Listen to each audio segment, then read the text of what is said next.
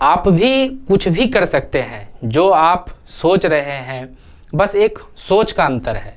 आप सिर्फ सोचिए कि आपको करना क्या है, ले जाएगा। आप एक कदम बढ़ाइए, आपके साथ 4 कदम ऊपर वाला बढ़ाने के लिए रेडी रहेगा।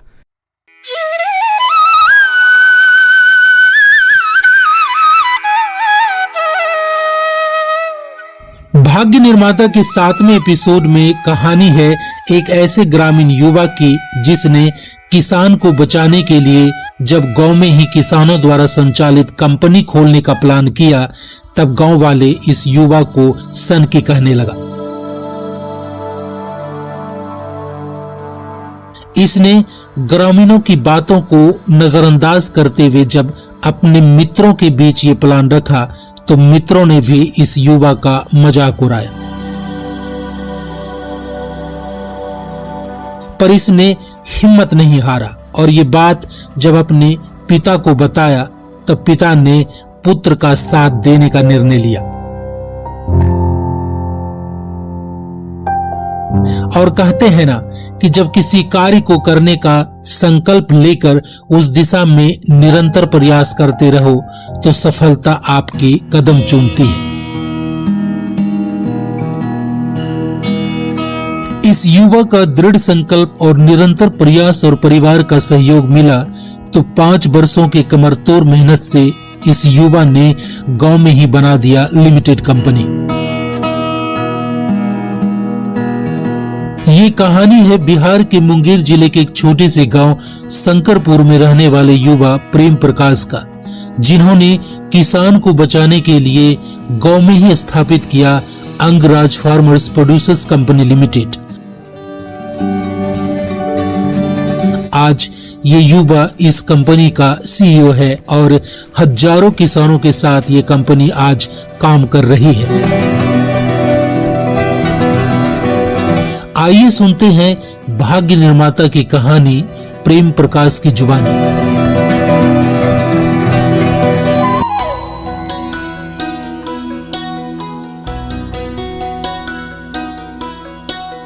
नमस्कार, मैं प्रेम प्रकाश बिहार राज्य के मुंगेर जिले के एक छोटे से ग्राम शंकरपुर का रहने वाला हूँ। मैं स्नातक हूँ। मैं वर्तमान में Angraj farmer producer company limited का सीईओ हूँ और मैं कृषि के क्षेत्र में हजारों किसान के साथ वर्तमान में कृषि उद्यमी में कार्य कर रहा हूँ, जिसका सफ़र मैं अभी आपको बताने वाला हूँ। जैसा कि मैंने बताया कि मैं एक किसान परिवार से बिलोंग करता हूँ और हमने किसान का दर्द को अपने आँखों से देखा है और महसूस किया है कि हमारे पिताजी और हमारे दादाजी किस तरीके से खेत में खेती का कार्य किया करते थे। खेत में जुताई का कार्य है, खेत में पटवन का कार्य है, खेत में खाद देने का कार्य है। इन सभी कार्यों को पूर्ण करने के लिए दूसरे महाजन से पैसा लेना पड़ता था, सूद पे पैसा लिया जाता था कि उसका हम लोग सूद लेकर के खेती कार्य किए। अब खेती कार्य करने के बाद इन सारा समस्याओं को झेलने के बाद फसल का कटनी का समय आता था। जब कटनी का समय आता है, खेत में फसल को काट करके घर लाया जाता है, तो फसल जैसे घर आता है तो वैसे ही महाजन का भी डिमांड आता है कि हमारा जो पैसा लिए हैं आप, वो पैसा हमारा सूद समेत दीजिए। तो एक प्रेशर बन जाता था कि अब उसको भी पैसा देना है। तो फसल का जो रेट है वो औने पौने रेट पर फसल को बेच करके सभी को पैसा दिया जाता था। पैसा जिससे पटवन के कार्य के लिए लिया गया है तो उसको पैसा देना है, खाद के लिए पैसा लिया गया था तो उसको पैसा देना है। तो ये सारा जो समस्या है, ये सारा समस्या को देखते हुए हम लोग बहुत देखे हैं, बहुत दिक्कतें आती है। कमोबेश सभी किसान का यही स्थिति है। आज के समय में भी देखा जाता है कि बाहर के राज्यों में जैसे बिहार में भी, बंगाल में भी, आपका महाराष्ट्र में भी किसान फांसी लगा लेते हैं। क्या स्थिति है अभी का समय में? एक जो नौकरी करता है उसका बेटा नौकरी करने के लिए रेडी रहता है, लेकिन किसान का बेटा किसान बनने के लिए रेडी नहीं है। क्यों नहीं रेडी है? कि वो सारा स्थिति और परिस्थिति को देखता है कि क्या समस्या होता है। धूप में खेत में रहना है, बरसात में खेत में रहना है, आए दिन समस्या पे समस्या होते रहता है। तो ये सारा स्थिति को हम अपने आंखों से देखे हैं और महसूस किए हैं। ये स्थिति जो हमने आपको बताई, ये तो स्थिति एक कृषि कार्य में बहुत अच्छा स्थिति है, लेकिन इससे भी स्थिति तब विकराल होती है कि जब सूखा पड़ जाता है, जब बाढ़ आ जाता है, तो उस समय लगाया फसल हमारा बर्बाद हो जाता था। गंगा जी में पानी के साथ बह करके सारा चला गया। तो उस समय दिक्कत होती थी कि अब जो हमारा पूंजी लगा है, जिससे हम लोग पैसा लिए हैं, उसको पैसा देंगे कहाँ से। तो ये सारी दिक्कतें आती थी।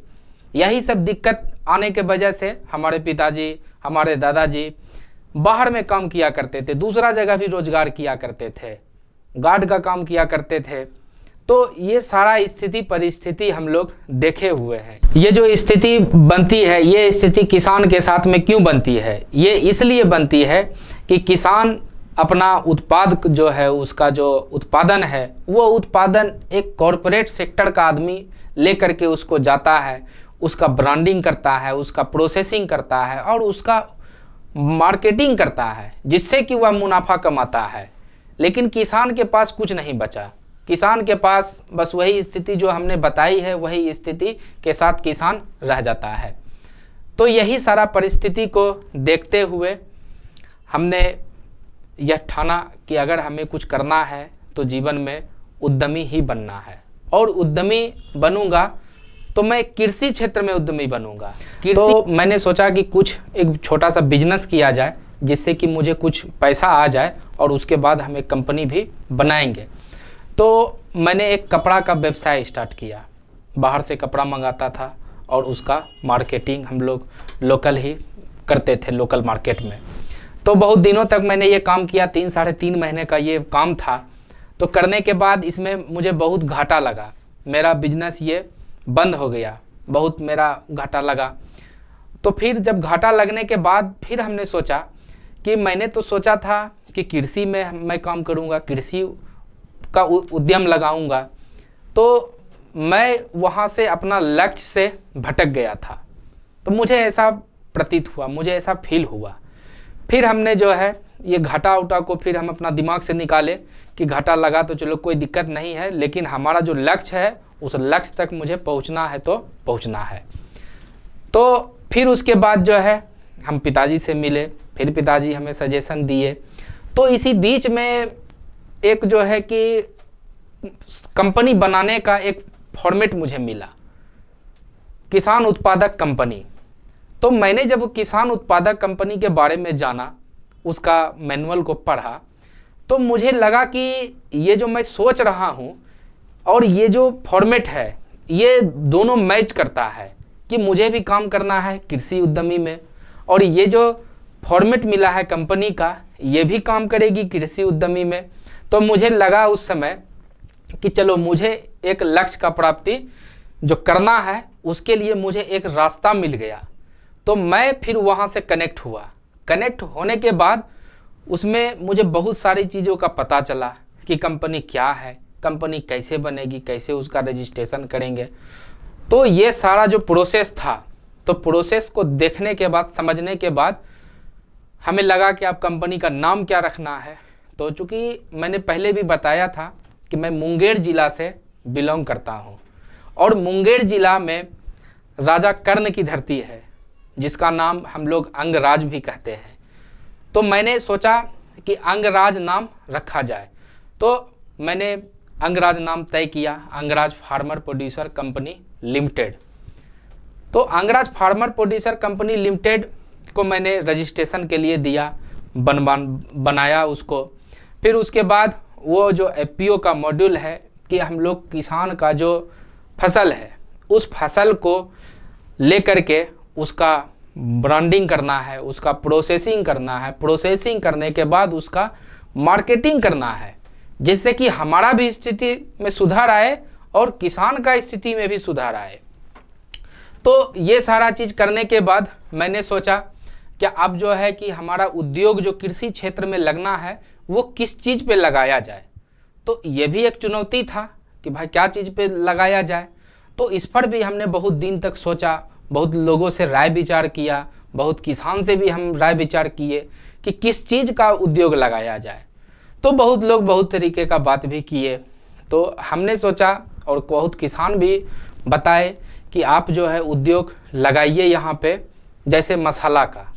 मसाला में हल्दी पाउडर है, धनिया पाउडर है, मिर्च पाउडर है, सत्तू है, बेसन है, दलिया है, तो ये आटा है। तो ये सारा चीज़ का जो रॉ मटेरियल है वो तो हम लोग किसान से ही लेंगे। जब हम किसान से लेंगे तो उचित मूल्य पे हम लोग लेंगे, और लेने के बाद जैसे हम उसका मार्केटिंग करेंगे, तो जैसे मार्केटिंग होगा तो एक तरफ तो उसका फ़ायदा किसान को ही जाएगा और हम लोग को भी फ़ायदा आएगा।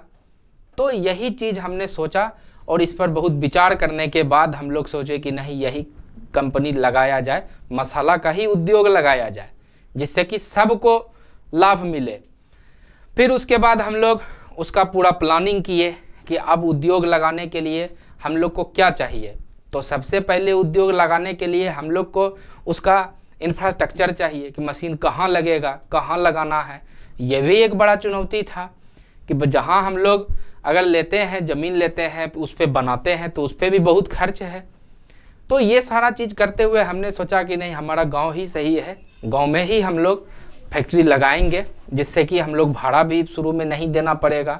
बहुत छोटे छोटे चीज़, एक एक रुपया को देख करके हम लोग जो है उसमें लगा रहे थे, क्योंकि यहाँ सबसे बड़ा दिक्कत था पैसा का, फिनेंशियल दिक्कत था। हम लोगों को एक एक रुपया का हिसाब हम लोग को रख करके काम करना पड़ता था। फिर उसके बाद हम लोगों ने ये तय किया कि गांव में ही फैक्ट्री लगना है, गांव में ही हम लोग फैक्ट्री लगाए। फिर उसके बाद फैक्ट्री लगाने के लिए पैसा का ज़रूरत पड़ा, मशीन लाना है, पीसने वाला मशीन लाना है, ड्रायर लाना है, पैकेजिंग का लाना है। फिर उसके बाद हम लोगों ने एक नैब किसान फिनांस लिमिटेड बैंक है, जो कि नाबार्ड का ही सब्सिडरी है, उसके माध्यम से हम लोगों ने लोन लिया, और लोन लेने के बाद हम लोग अपना फैक्ट्री का स्थापना किए, सारा मशीन लगाए। फिर उसके बाद उसमें हम लोग सारा प्रोडक्ट उत्पादन होने लगा, जैसा कि हमने बताया, हल्दी पाउडर, धनिया पाउडर, मिर्च, सत्तू, बेसन, दलिया, आटा, ये सारा चीज़ का उत्पादन होने लगा। और हम लोगों ने अपना कंपनी का ब्रांड नेम भी बनाया, जिसका नाम है लोमस। तो लोमस के नाम से हम लोग पैकेजिंग करके 100 ग्राम 200 ग्राम मसाला का, 5 किलो मसाला का बैग निकाले, और उससे हम लोग लोकल स्तर पर अभी मुंगेर में ही काम कर रहे हैं। इसको करने के बाद हम लोग को फिर एक समस्या आया कि ट्रांसपोर्टेशन का। तो ट्रांसपोर्टेशन में भी हम लोग का बहुत पैसा खर्च हो जाता था। फिर हम लोगों ने एक गाड़ी खरीदा, जो कि जिससे कि हम लोग माल को दूसरे जगह जा कर के पहुंचा सकते हैं, और उससे भी हम लोग, गांव में हटिया लगता है तो हटिया में भी उससे बेच सकते हैं। तो ये हम लोग का पूरा मार्केटिंग का चैनल है। तो यही सफ़र हम लोग का रहा। 2016 में हमने कंपनी बनाया, किस तरीके से बनाया वो आप लोगों के साथ शेयर किए, और आज हमारी कंपनी 60 से 70 लाख रुपये के बीच में टर्नओवर है, और अच्छा इनकम हो रहा है, और किसान को भी अच्छा इनकम हो रहा है। कि आप भी कुछ भी कर सकते हैं, जो आप सोच रहे हैं, बस एक सोच का अंतर है। आप सिर्फ सोचिए कि आपको करना क्या है। दिक्कतें आती है सोच में ही, हम सोच ही नहीं सकते हैं कि हमें करना क्या है। जब हम सोचेंगे कि हमें करना क्या है, किस तरीके से करना है, पहले तो आप सोचिए कि हमें करना क्या है, उसके बाद आपको रास्ता खुद ब खुद मिलते जाएगा। आप एक कदम बढ़ाइए, आपके साथ 4 कदम ऊपर वाला बढ़ाने के लिए रेडी रहेगा। आप सिर्फ सोचिए, संकल्प लीजिए कि हमें करना क्या है। और मैं यही संदेश आपको दूंगा, यही सजेस्ट करूंगा कि आप नौकरी कर रहे हैं, नौकरी कीजिए, नौकरी का तैयारी कर रहे हैं, नौकरी का तैयारी भी कीजिए, लेकिन आप उद्यमी बनने का प्रयास कीजिए, हर संभव प्रयास कीजिए कि आप एक उद्यमी बने। क्योंकि आप एक उद्यमी बनते हैं तो आप कहीं ना कहीं देश का विकास के लिए काम कर रहे हैं। अपना तो विकास हो रहा है, समाज का विकास हो रहा है। आप जब बिजनेस कीजिएगा, उद्योग जब लगाइएगा, तब जा कर के देश का प्रगति के लिए आप काम कर रहे हैं, उसमें आपका योगदान है। तो यही चीज़ मैं आपको सजेस्ट करना चाहूँगा, यही संदेश देना चाहूँगा कि आप भी कुछ कर सकते हैं। सोचिए, सोच के साथ आगे बढ़िए। मैं भाग्य निर्माता के टीम को तहे दिल से धन्यवाद देता हूँ कि हम जैसे जीरो से हीरो बनने वाले जो युवा वर्ग के लोग हैं, जो उद्यमी बन रहे हैं, उनको इतने बड़े मंच पे एक अवसर मिला, एक संदेश देने का अवसर मिला कि हम क्या कर रहे हैं और हम क्या कर सकते हैं। ये संदेश हिंदुस्तान के तमाम युवाओं को, तमाम उद्यमी बनने वाले युवाओं को, उद्यमी बनने वाले सोच के युवाओं को ये एक आईना दिखाता है कि आप इसको करने में सक्षम हैं। और ऐसा आपके अगल बगल, आपके देश में, आपके राज्य में, आपके शहर में, आपके गांव में ऐसा हो रहा है। ये मौका भाग्य निर्माता आप तमाम युवाओं को दे रहा है और इसका लाभ सभी लोगों को लेना चाहिए। और इस नेक कार्य के लिए भाग्य निर्माता के टीम को मैं पुनः धन्यवाद देता हूं और मैं इनके उज्जवल भविष्य का कामना करता हूं। दिल से धन्यवाद। मैं प्रेम प्रकाश, धन्यवाद।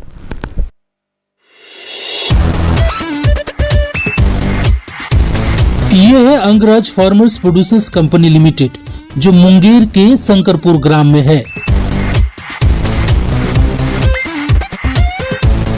यह कंपनी फार्मर्स प्रोड्यूसर्स कंपनी है, जिसके हजारों किसान शेयर होल्डर्स हैं।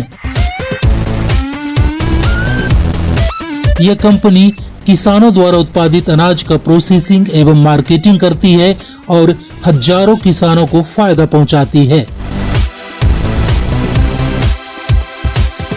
प्रेम प्रकाश इस कंपनी के सीईओ हैं और इन्हीं के नेतृत्व में यह कंपनी कार्य करती है। यह कंपनी मुख्य रूप से मसाला, दलिया, आटा, सत्तू, बेसन आदि बनाती और बेचती हैं। इस कंपनी से न केवल किसानों को अपने अनाज का उचित मूल्य मिलता है, बल्कि ग्राहकों को भी अच्छा माल मिलता है। यह कंपनी उन किसानों के लिए कार्य करती है जो कभी बिचौलियों के चंगुल में फंसकर आत्महत्या करने को मजबूर हुआ करते थे। आज प्रेम प्रकाश बिहार में युवाओं के बीच प्रेरणा के स्रोत बने हैं।